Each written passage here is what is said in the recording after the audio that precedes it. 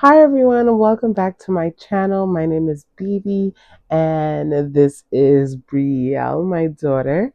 Okay, so I am officially 5 months postpartum, and I thought I'd share a few things that I wish I knew before I got pregnant.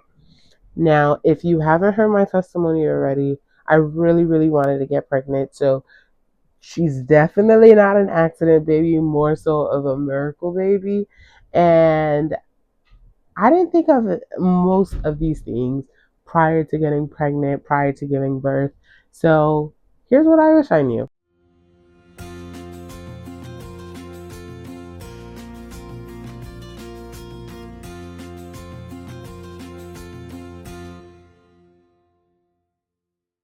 I categorize them in three different parts. Okay, so let's get straight into it. Breastfeeding. I always knew I wanted to breastfeed.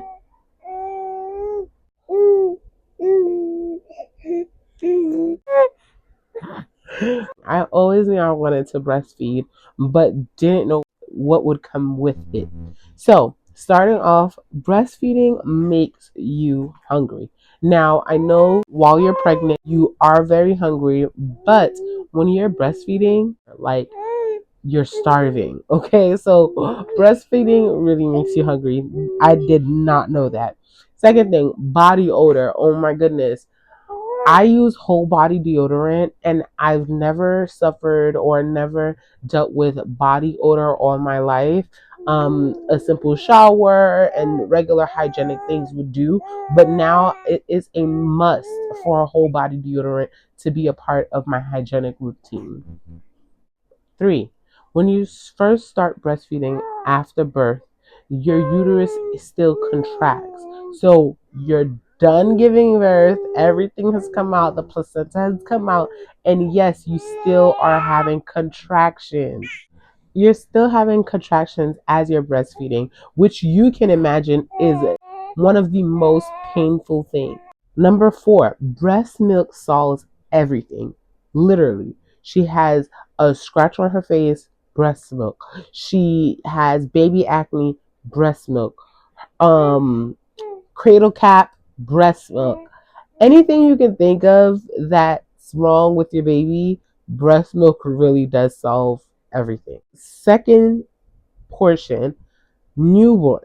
Okay, a lot of people told me you are not going to need newborn clothes or newborn diapers. And let me tell you, newborn clothes and newborn diapers, I went through them for about the first 2 months postpartum. Before we gave birth, everyone told me don't buy newborn clothes. Your baby's going to be too big. Your baby's not going to fit into the clothes. Don't buy newborn diapers. You're not going to need it. Your baby's going to be way too big for that. For the first 2 months, she could only fit into newborn clothes. She could only fit into newborn diapers.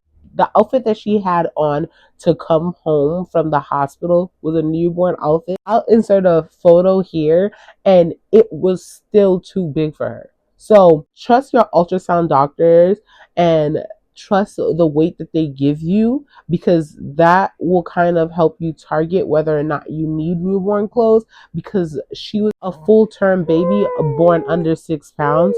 So trust your ultrasound doctors. Number two, babies cry, and that's okay. That is something that really took a long time for me to get, because every time she cried, I thought I was doing something wrong. I was incompetent.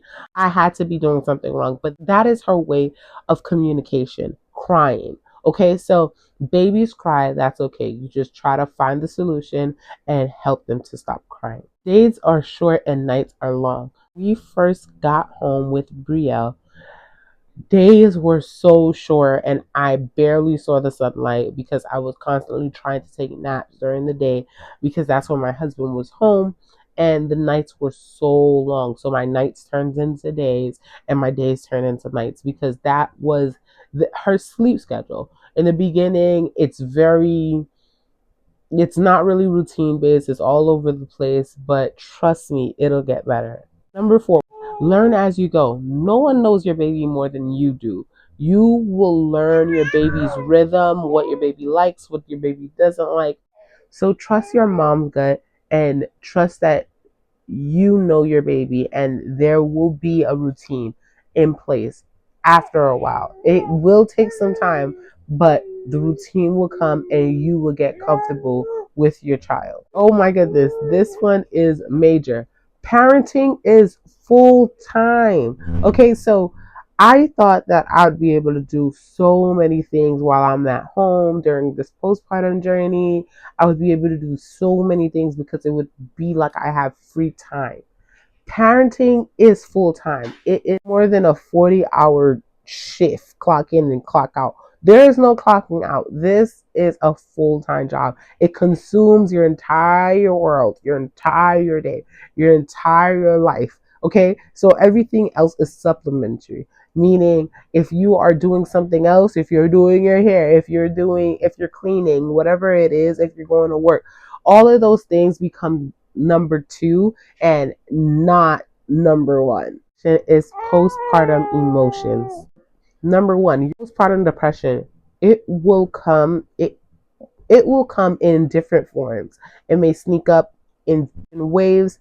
One way or another, you got this. Prioritize your self care and mental health, and you will overcome it. Velcro mom.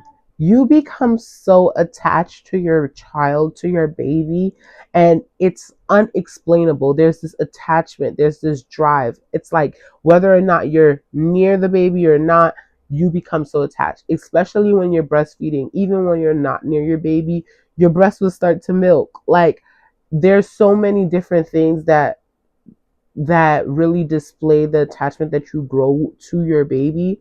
And if you think you're attached now while you're pregnant, it just grows when baby comes out. Last but not least, identity crisis. Your mind changes so much. There's this constant battle where you're mourning the person that you once were post pregnancy and mourning the pregnant season and now who you are, without negating or without minimizing the joy that you have for this specific season in your life. But you are mourning something that once was an amazing time in your life. Okay, so there's this identity crisis, this shift of trying to find who you are now and being content with that person. Okay, so these were some things that I wish I knew before I was pregnant, before I had baby girl. So let me know, comment below if I missed anything, if I left anything out, or anything that you wish you knew before you got pregnant. Love you guys. Bye.